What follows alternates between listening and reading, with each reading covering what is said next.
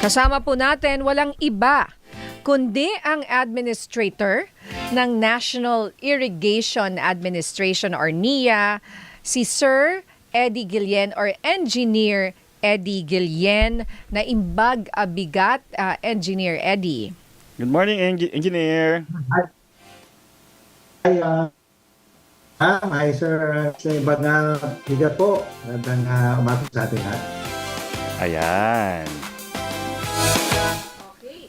So, sir, ito muna, no? Pwede po bang malaman kung kumusta na po ang ating mga dam sa Pilipinas?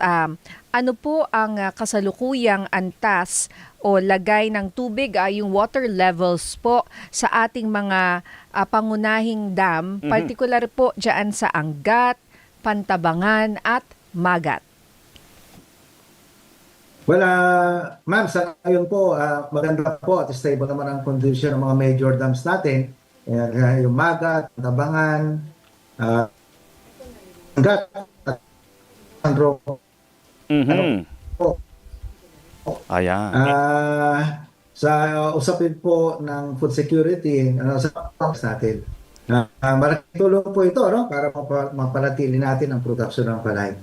Sa power generation naman po, stable pa rin naman ang water levels para sa hydropower dams. Kaya, by the way, yung 4 na dams po na ito, hydropower po ito, may tamang power. Kaya tuloy-tuloy po ang suporta nito sa supply ng kuryente.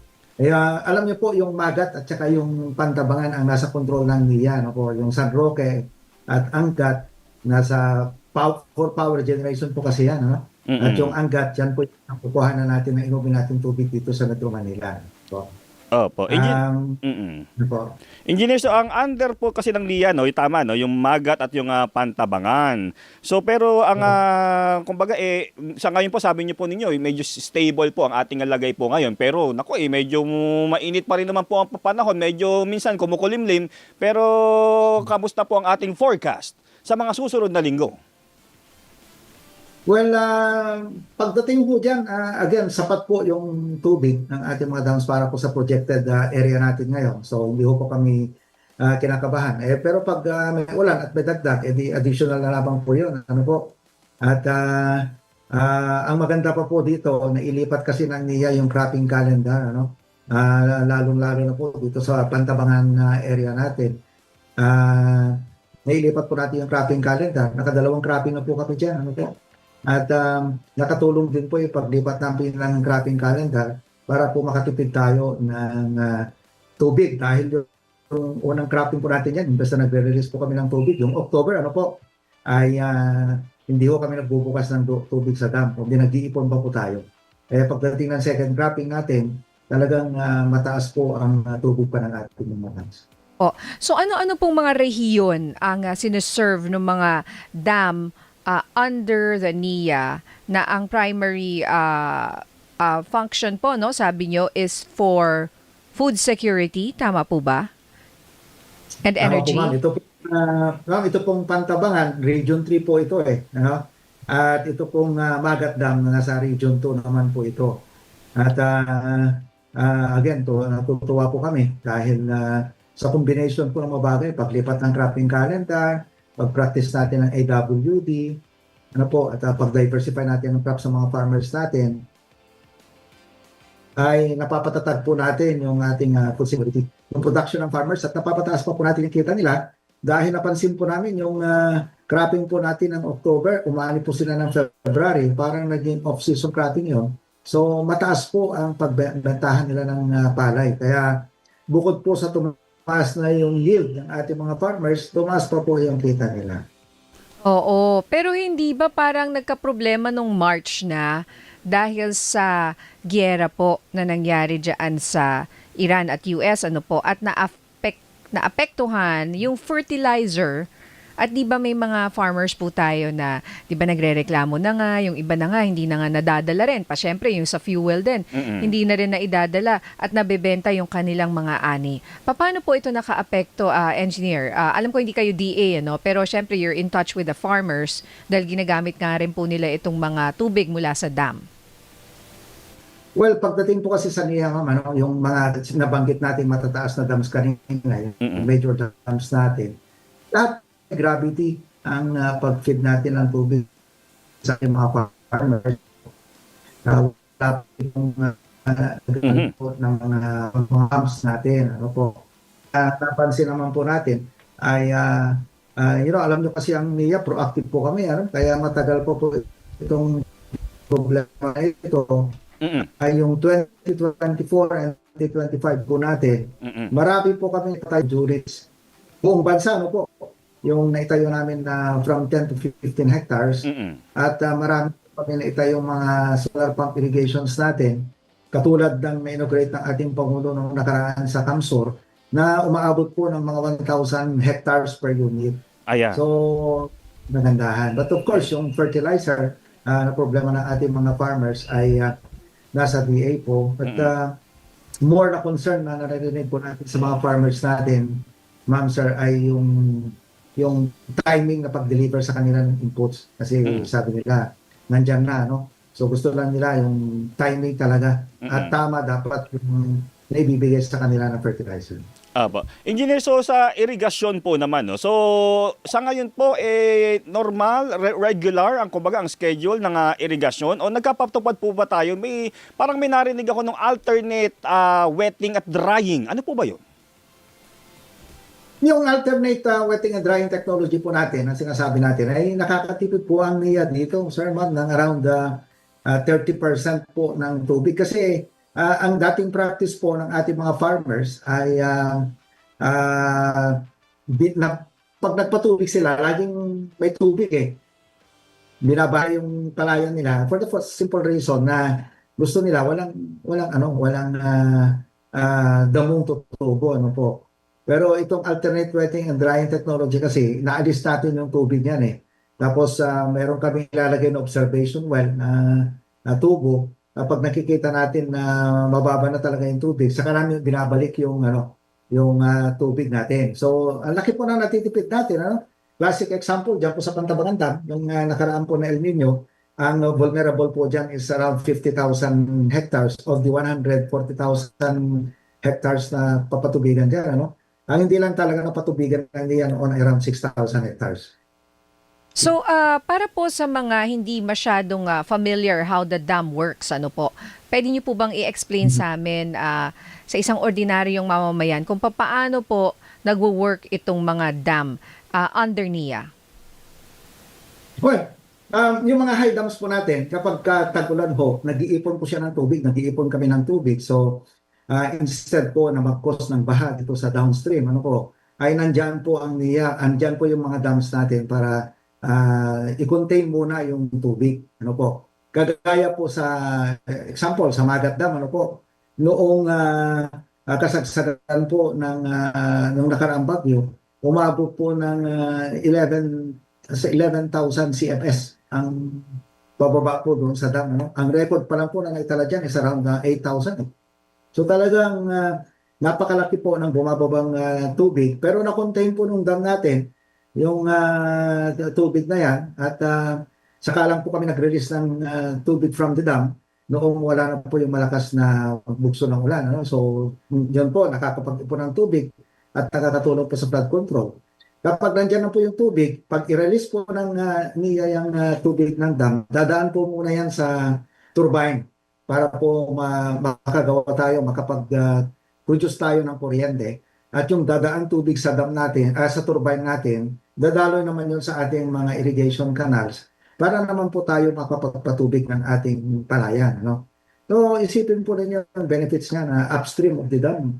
Pwede rin tayo magkaroon ng mga aquaculture dyan, yung tourism, multipurpose po talaga siya eh. At ngayon, yung ating water rights sa NIA, na pwede na rin po kami ngayon sa bulk water.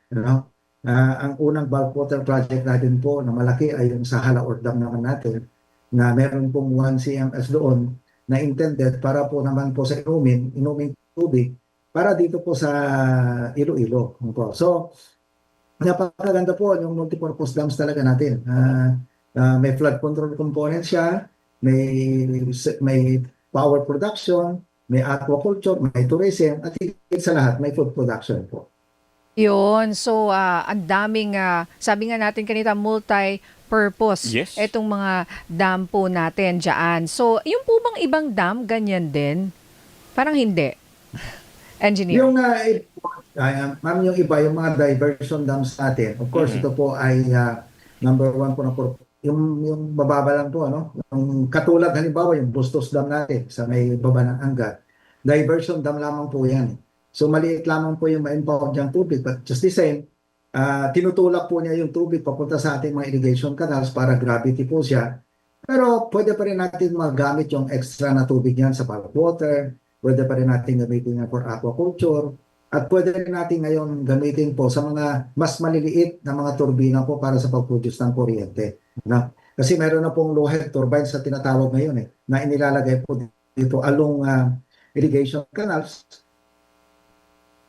Hindi lang po ang floating lake na ma-form na or doon sa irrigation canals, pwede rin na dyan ang solar panels yan para pa rin sa production po ng kuryente. So, marami pa rin pong Opo, narinig ko yung salitang solar panels. Meron po ba tayong mga tinatawag nga na alternative water sources o pinagkukunan tulad ng solar-powered irrigation pumps na inilalatag po ata ng NIA ngayon? Yes, ma'am. Actually, alam niyo po ba na di ba meron tayong 3.2 million hectares na potential irrigable sa buong bansa, pero unfortunately yan, na-irrigate pa lang natin is nasa 2 million. Ano po? Yung natitirang 1 million na yan, yung magugulat ka, nasa ang location po niya, nandito po sa major river basins at principal river basin. Ano? Halimbawa, sa Isabela at sa Cagayan. Cagayan, bakit ang dami pang hindi na patubigan dyan na tabilan ng ating Cagayan River? Dahil for the simple reason po na kapag nilagyan namin ng dam, yung Cagayan River, malapad po masyado yan eh. Masyadong mahal ang pagpapatayo dyan, pagal, at higit pa po sa lahat, may environmental impact yan. Ano? Dahil yung mga isda, yung mga hindi na reproduce, sabi nila, tapos hindi lang yon, magbabaha pa sa upstream ng ang ating dam. So, hindi ho malalagyan ng irigasyon yan. Kaya yan po ang nilalagyan natin ng mga pumping stations. Unfortunately din, yung pumping stations, mahal po ang kuryente, mahal din ang diesel. Kaya dito po kami ngayon sa solar pump irrigations dahil napansin din po namin na ang regular po na cost ng development ng irrigation facilities natin ay umaabot po ng 1.6 million pesos per hectare. Ito po yung ordinary dams, ano po. Pero pagka solar power irrigation system, nasa 250,000, 500,000 pesos lamang po per hectare. Malayo pong mas mura, mas madali pa namin install yan dahil sa loob ng isang taon natatapos namin yan compared to yung mga ordinary dams na 3 to 5 years pa. So, hindi lang yun. Yung mga nailalagay natin mga solar pump irrigations, pwede pa po siyang maging source ng power. Yung mga rice processing system ng mga farmers natin, yung marami po siyang pakinabang. Pwede mo rin i-supply sa grid. Ayan. Okay, engineer Hindi nawawala si Guillen. engineer. Opo, yung signal nyo po, kaya po nawawala po si engineer. Tawagan ba natin ulit? O try natin ulit. Engineer? Andiyan pa po kayo? Okay. So, tawagan na lang natin ulit si engineer kasi sayang yung mga natututunan natin, di ba? Oo Na nga. ikaw meron ka pang mga alternative, wet and dry. Di ba? Di ba? Explain mo nga yun, Oo nga Jeffrey. Ayun. Ayan, pero sinasabi pala doon kasi dati pala, parang nasanay daw yung ating mga magsasaka na laging patubig, basa lagi. Ayun. So ngayon, para makatipid, medyo may, kumbaga may scheduling ang pagpapatubig. Tsaka depende rin siguro yan sa crop, no? Hindi rin kasi ako farmer, pero alam ko yung mga ka-farmer and ka-fisher natin dyan. May ginawa ako dati, ang tawag sa na ka-farmer, ka-fisher, di ba? Hindi, yung mga ka-farmer natin. May kinikwento dati sa akin si Engineer Eddie. Andyan na siya ulit. Ayan, ikwento niya sa atin para siya mag-explain. Yung kasi ang mga farmers po natin, yung mga magsasaka, yung iba kasi very, very traditional.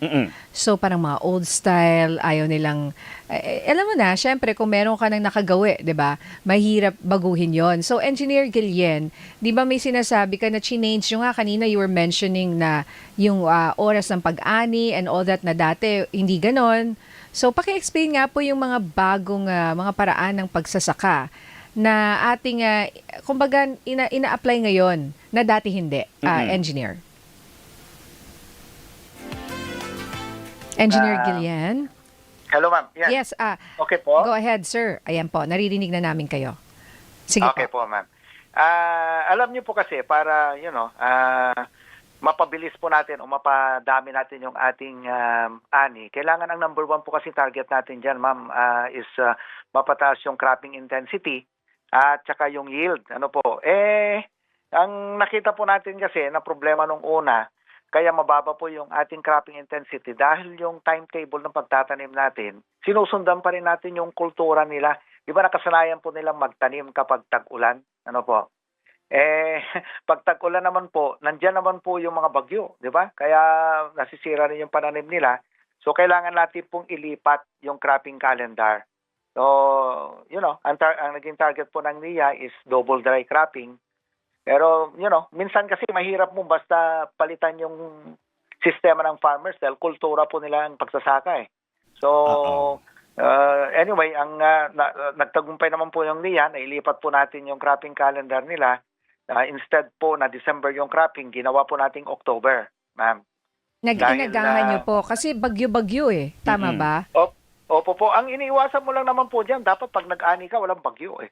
So, ang ginawa namin po, dati kasi December sila nagpapatanim. Pag December, medyo matagal nang walang ulan dyan. Kaya yung mga palayan natin, may mga cracks na nga eh. Kaya pag nag-release ka ngayon ng tubig para sa land soaking na tinatawag, ang laki ng nawawalang tubig sa dam, halos 1/3 kaagad ang mauubos mo. Sa Pantabangan na lang po, 5 probinsya yan eh. So isipin nyo po yan, di ba? Ang luwang yan. So, nang inilipat po namin ng October, kung bakit naman October, para mag-ani siya ng February. Pag February naman po, walang bagyo, wala nang ulan dyan eh. So okay lamang po yan. So, at ang kagandahan pa po, pag October yung planting natin, nag-uulan pa. So hindi natin kailangan ng mag-release ng tubig sa ating dam. Bagkos nag-iipon pa tayo ng ating dam, nakakapagtanim pa tayo. Yan po yung advantage, ano? And then quick turnaround tayo naman ng March para naman ani ulit sila ng July. Pag July, wala pa naman pong malalakas na bagyo pag July eh. At ang maganda po doon, nagtanim sila during po ng dry season. Pag mas maaraw po, mas mataas ang yield ng palay. Alam niyo naman po, science yan eh. Pag ang kailangan po ng halaman kasi para mag-produce ng kanyang pagkain ay itong araw, tubig at carbon dioxide para mag-produce po siya ng sugar kasi yung pagkain niya eh, at ng oxygen. Kaya tumaas po yung yield ng ating mga farmers at yung mga nag-ani po ng February naman, naging off-season cropping siya. Kaya tuwang-tuwa yung mga nag-ani po ng February dahil mataas po yung benta nila ng kanilang palay. Kumita po talaga yung mga farmers natin. So, tumaas na yung yield, tumaas pa po yung kita ng ating mga farmers.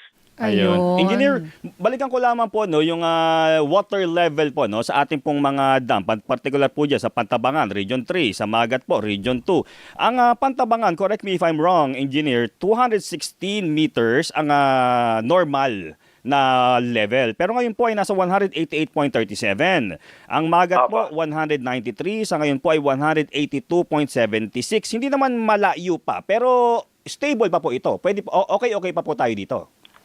Yes sir, gaya po ng binabanggit ko, dati-rati nung unang mas mababa pa nung una at nakakaisang cropping pa lang sana kami diyan sa Pantabangan. Pero ngayon nakadalawang cropping na kami.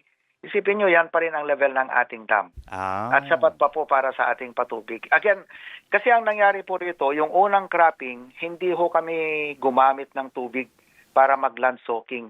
Dahil October, maulan, instead na gumamit kami ng tubig, nag-iipon pa kami na ngayon ng tubig.